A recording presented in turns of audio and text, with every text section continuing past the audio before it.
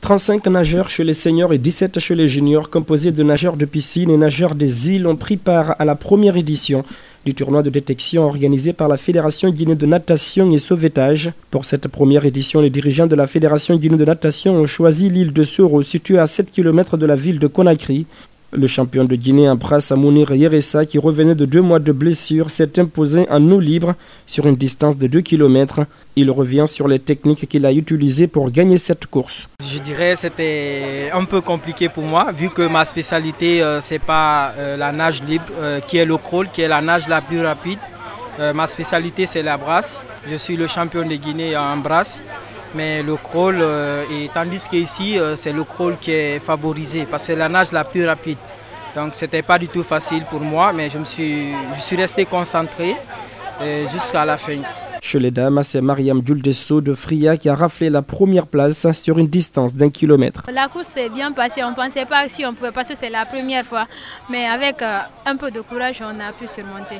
Bon, on a mélangé un peu le nage, on a fait un peu de brasse et un peu de crawl. C'est les deux là qui... C'est avec ça on peut nager bien dans la mer comme ça. Si c'est à la piscine, on peut faire toutes les 4 nages, mais ici, c'est un peu impossible avec les autres nages. Des barques et des vedettes de surveillance ont été postées à 2 km de la ligne d'arrivée, prêtes à agir pour aider des nageurs en difficulté.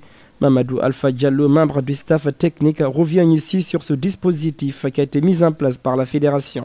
Donc le dispositif, comme vous l'avez constaté, on a eu 2 vedettes de la marine et un troisième qui est plus grand.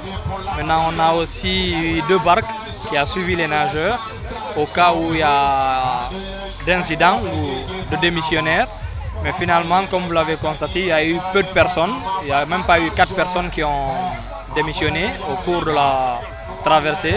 Les meilleurs de chaque série représenteront la Guinée au mois de novembre prochain lors des championnats d'Afrique Junior Zone 2 que la Guinée va abriter, annonce Dr Mbambe Sako, la présidente de la Fédération guinéenne de natation. Cette compétition qui a eu lieu aujourd'hui, c'est tout d'abord détecter des jeunes qui savent nager en mer, en eau libre, asseoir une équipe digne de nom, composée des athlètes de Conakry et des athlètes des îles, ce qui va nous permettre à coup sûr de se préparer pour le grand événement de novembre 2019. Séduit par la qualité de l'organisation et la prestation des insulaires, le sous-préfet de Kassa, Ahmed Tidjan Traoré, souhaite désormais au début et à la fin de chaque saison touristique que soient organisées sur les îles des compétitions de natation. En formulant le souhait